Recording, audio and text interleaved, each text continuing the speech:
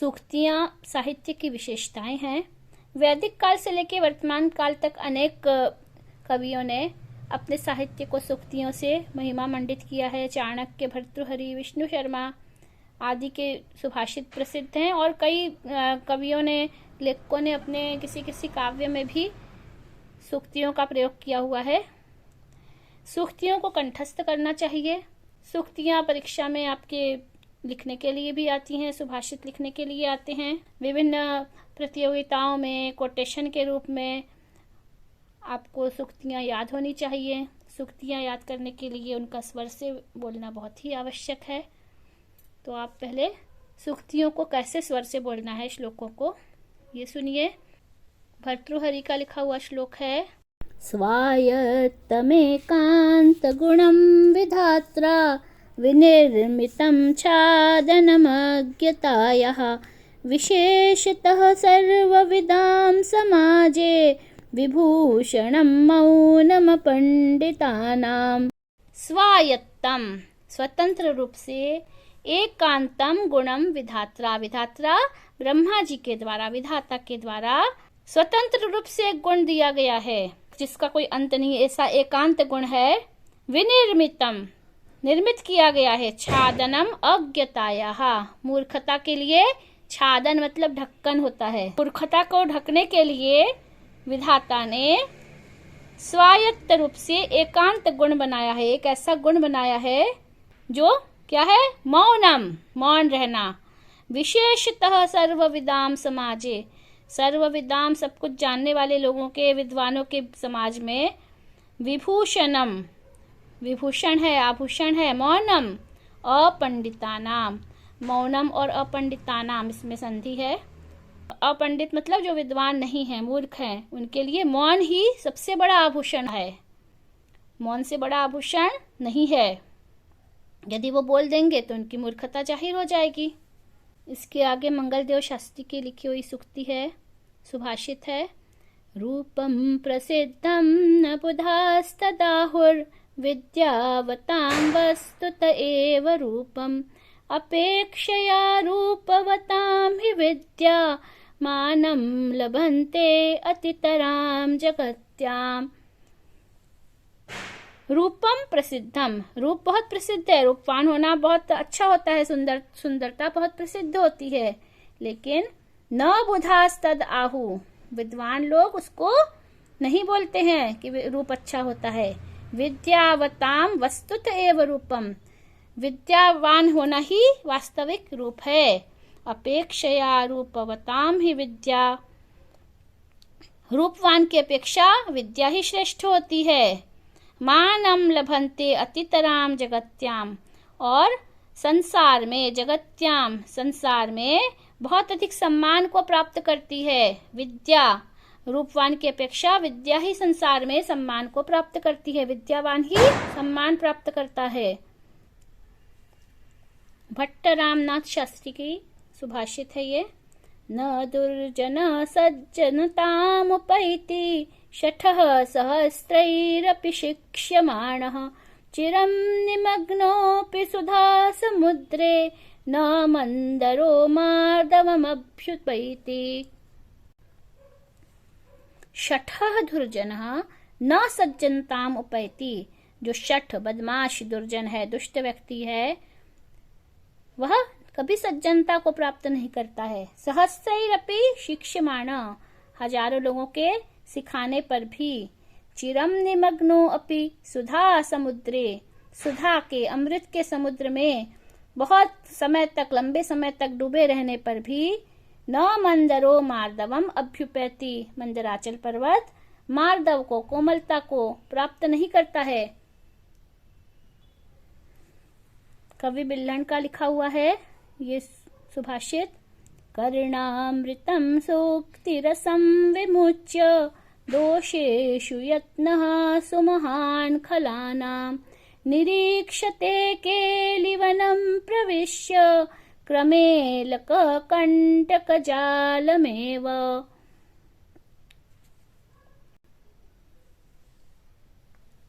सुमहान खलानाम, जो बड़े बड़े दुष्ट होते हैं, बहुत बड़े बड़े, वे क्या करते हैं? कर्णामृतम, अपने कान में अमृतम सुक्ति रसम विमुच्य, अमृत जैसा सुक्तियों का रस छोड़ देते हैं, उनको उपदेश अच्छे नहीं लगते हैं। दोषेषु यत्न, और वो दोषों में, गलत कार्यों में ही प्रयत्नशील रहते हैं। निरीक्षते केलिवनम प्रविश्य, केलिवनम उपवन में, जहाँ खेलकूद का वन है वहां पर प्रवेश करके, उपवन में प्रवेश करके, किसी पार्क में प्रवेश करके, क्रमेलकः उष्ट्रः निरीक्षते, ढूंढता रहता है, कंटक जालमेव, कांटों का जाल ही ढूंढता रहता है। वो वहां पे भी कांटे ही ढूंढता है, उसको मनोरंजन नहीं चाहिए। ऊँटों को कांटे पसंद है, कांटे खाता है। तो जैसे दुष्ट है वो सुक्तियां छोड़ करके दोषों को में प्रयत्न करते हैं, गलत कार्यों को ही करते रहते हैं, उनको अच्छे काम करना पसंद नहीं आता। इसके बाद विष्णु शर्मा का है सुभाषित। उत्साह संपन्नम दीर्घ सूत्रम क्रिया विधिज्ञम व्यसनेष्वसक्तम शूरम कृतज्ञम दृढ़ सौहृदम च लक्ष्मी स्वयं याति निवास हेतोः। आप लोग जब सुक्तियां याद करेंगे तो ध्यान रखिए उच्चारण का, उच्चारण अच्छा होना चाहिए आपका, और लिखते समय भी उसका ध्यान रखिए। लिखने में भी आपकी मात्राओं में गलती नहीं होगी, उच्चारण सही उच्चारण से याद करेंगे तो लिखने में भी गलती नहीं होगी। उत्साह संपन्न, उत्साह से युक्त, अदीर्घ सूत्रम, कार्य को समय से करने वाले, दीर्घ सूत्रम मतलब आलसी, और अदीर्घ सूत्रम उसका विलोम है, कार्य को समय से करने वाले। क्रिया विधिज्ञम, क्रिया को, किसी भी कार्य को विधि पूर्वक करने वाले, उसको जानने वाले, ज्ञाता, विधि, कार्य की विधि के ज्ञाता। व्यसनेषु असक्तम, व्यसनों में, बुराइयों में, गलत कामों में असक्त रहने वाले, उनसे दूर रहने वाले। यहाँ पे व्यसनेषु असक्तम, उ को वह हो गया है, ई उरील री के बाद असमान स्वर आता है तो ई को य, उ को व, री को र और री को ल हो जाता है। यण स्वर संधि है इसमें। शूरम, शूरवीर, कृतज्ञम, किसी ने उपकार किया है तो उसको, उपकार को समझने वाले। दृढ़ सौहृदम च, और बहुत अधिक दृढ़ता पूर्वक मित्रता को निभाने वाले, अच्छे मित्र। लक्ष्मी स्वयं याति निवास हेतु, ऐसे जो व्यक्ति होते हैं उनके पास निवास करने के लिए, निवास के लिए लक्ष्मी स्वयं ही आती है। कैसे लोग हैं? नंबर 1 उत्साह से संपन्न, दूसरा अदीर्घ सूत्रम, तीसरा क्रिया विधिज्ञम, चौथा व्यसनेषु असक्तम, पांचवा है शूरम, फिर कृतज्ञम, दृढ़ सौहृदम च। ये 7 गुण बताए हैं। ऐसे 7 गुणों से युक्त व्यक्ति के घर में लक्ष्मी स्वयं ही रहने के लिए आती है। अगली सूक्ति। दीर्घ प्रयासेन कृतं हि वस्तु निमेष मात्रेण भजेद् विनाशम् कर्तुं कुलालस्य तु वर्षमेकं भेत्तुं हि दण्डस्य मुहूर्तमात्रम्। दीर्घ प्रयासेन, बहुत अधिक दीर्घ प्रयास के द्वारा, तृतीया विभक्ति है। कृतम, बनाई गई जो वस्तु होती है वह निमेष मात्र में ही, क्षण मात्र में ही विनाश को प्राप्त हो सकती है। जिस तरह से कुलालस्य, कुम्हार के द्वारा बनाई गई, कुलाल की, कुम्हार की, कुम्भारस्य वर्षमेकम, 1 वर्ष तक बनाए गए जो कर्तुम कार्य है, उसके मिट्टी के बर्तनों को तोड़ने के लिए डंडे को मुहूर्त मात्र ही लगता है। मुहूर्त मात्रम, 1 मिनट का, 1 सेकंड का ही समय लगता है। मुहूर्त भर में ही उसको डंडे से तोड़ा जा सकता है। साल भर मेहनत से कुम्हार ने अपने बर्तनों को बनाया, मिट्टी के बर्तनों को, और मुहूर्त भर में ही उसको कोई डंडे से तोड़ सकता है।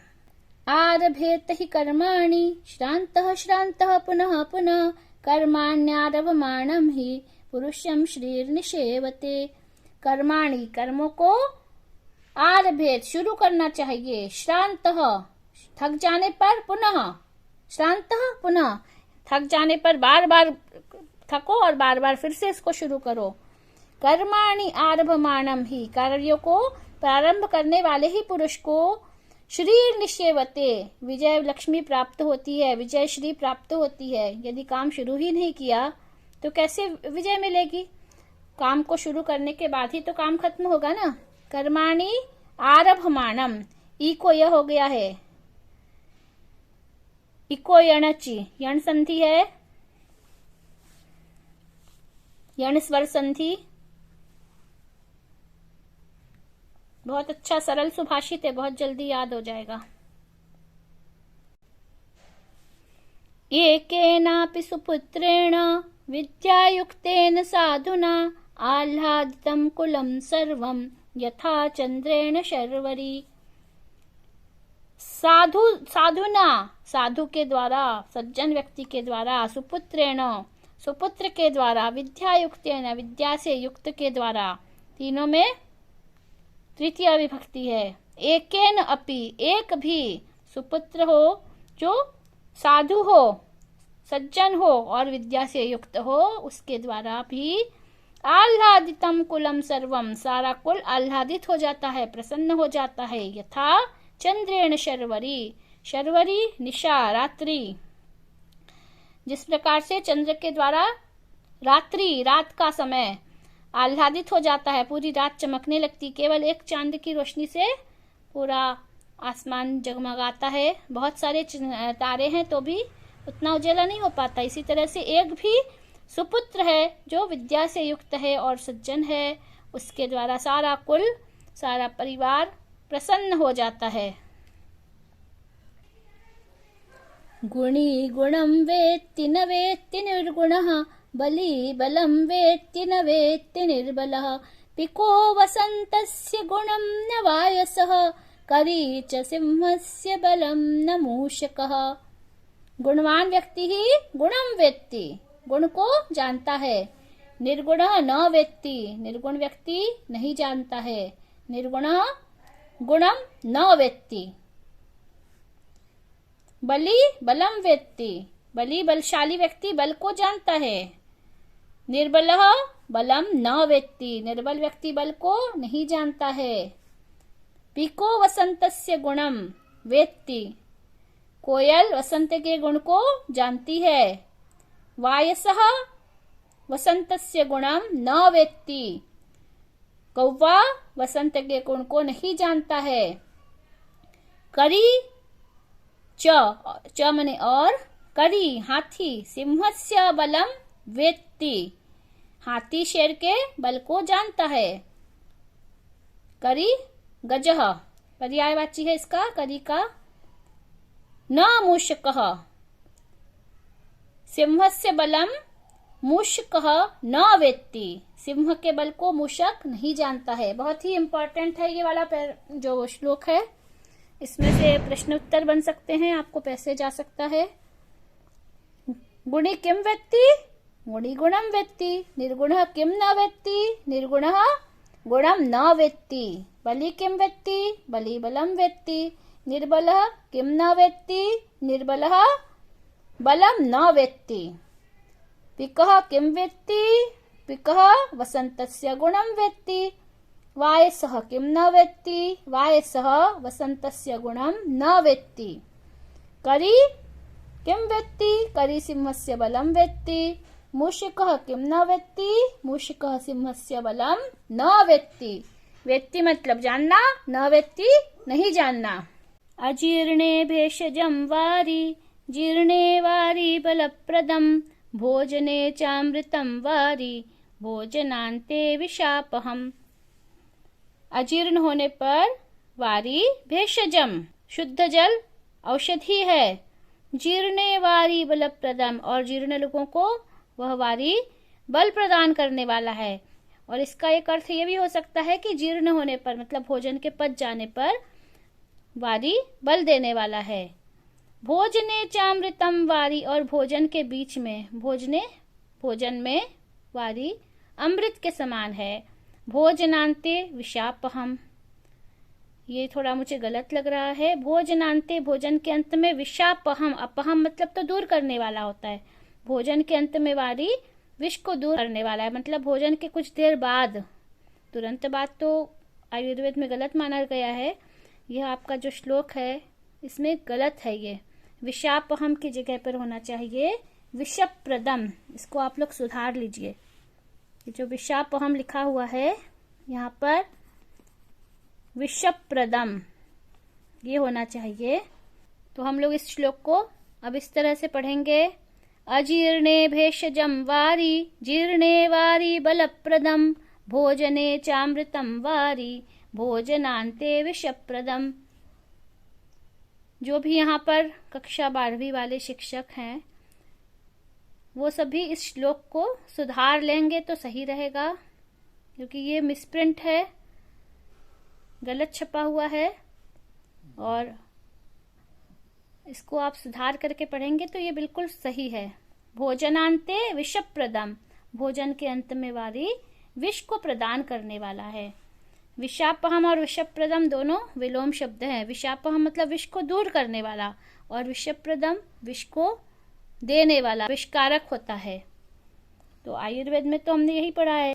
अनेक संशयोच्छेदी परोक्षार्थस्य दर्शकम सर्वस्य लोचनम शास्त्रम यस्य नास्त्यंध एव सह। अनेक प्रकार के संशय होने पर उच्छेदी, उनका उच्छेदन करने वाला, उनको दूर करने वाला। यहाँ पर संशयोच्छेदी, इसमें संशय उच्छेदी संधि है। यहाँ पर अ के बाद में उ आया है तो ओ हो गया है, गुण स्वर संधि है। परोक्षार्थस्य दर्शकम, और परोक्ष जो हमको आंखों से दिखाई नहीं देता उसको भी दर्शकम दिखाने वाला। सर्वस्य लोचनम शास्त्रम, सभी का नेत्र शास्त्र है। यस्य नास्ति सह अंध एव, जिसके पास वह नहीं है वह अंधे के समान है। यहाँ पर नास्ति अंधः, इसमें संधि है। इको य हो गया है, यण संधि है इको यणचि से, इको य। ये विषप्रदम, ये भी जो है हमने जो हमारे शास्त्र हैं इनके आधार पर ही लिखा है। अल्पज्ञ एव पुरुषः प्रलपन्त्यजस्त्रं पाण्डित्य संभृतमतिस्तुमित प्रभाषी कांस्यं यथा हि कुरुते तरां निनादं तद्वत् सुवर्णमिह नैव करोति नादम्। अल्पज्ञ पुरुष प्रलपन्ति अजस्त्रम, ई को यह हुआ है, यहाँ पर फिर से संधि है। प्रलपन्ति प्रलाप करते रहते, अजस्त्र निरंतर। पांडित्य संभृत मतिस्तु, लेकिन पांडित्य से युक्त बुद्धि वाले, मति बुद्धि वाले, मित प्रभाषी कम बोलने वाले होते हैं।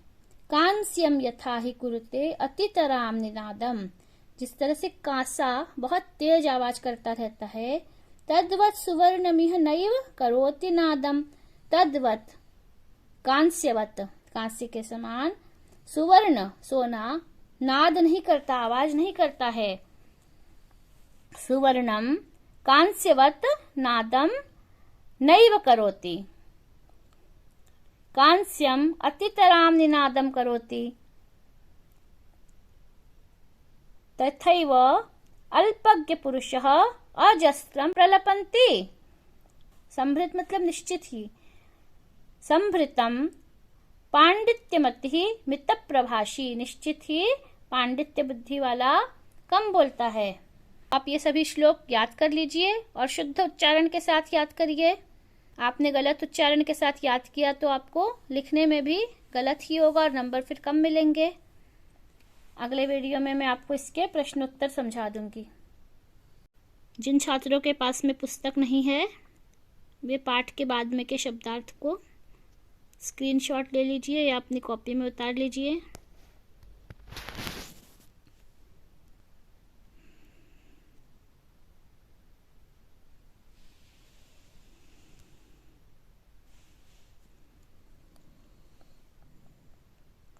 पाठ में की संधि है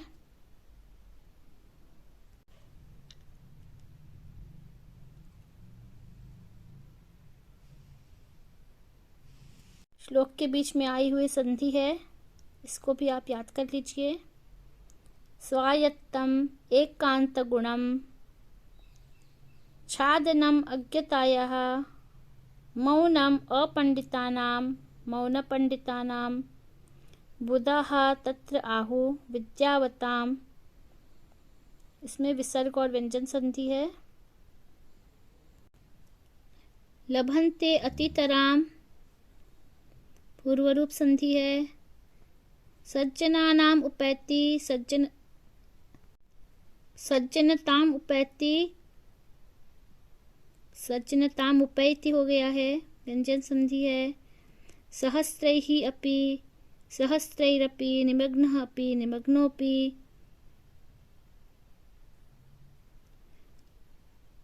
मार्दवम अभि उप एति, यहाँ पर अभि और उप में इको य हो गया है, अभ्युपैति हो गया है, और उप और ऐति में वृद्धि संधि है, उपैति हो गया, एक को आई हो गया है। उत्साह संपन्नम अदीर्घ सूत्रम, इसमें व्यंजन संधि है। व्यसनेषु असक्तम, ऊ को वह हो गया है। ई उरिल्री के बाद इसमें असमांस पर आता है तो ई को य, ऊ को व, री को र और री को ल होता है। बार बार समझा रहे हैं तुम लोगों को, संधि याद हो जानी चाहिए। कौन सी संधि इसमें? यण संधि है। दृढ़ सौहृदम च, इसमें व्यंजन संधि है। कर्माणि आरभमाण, ई को य हो गया, यहाँ पर भी यण संधि है। एकेन अपि, अ और अ है, दोनों को मिलाकर के आ हो गया है, दीर्घ स्वर संधि है। जिन्होंने अभी तक सब्सक्राइब नहीं किया है सब्सक्राइब कर लें, वीडियो को अपने दोस्तों को भी शेयर करें। जयतु संस्कृतम जयतु भारतम।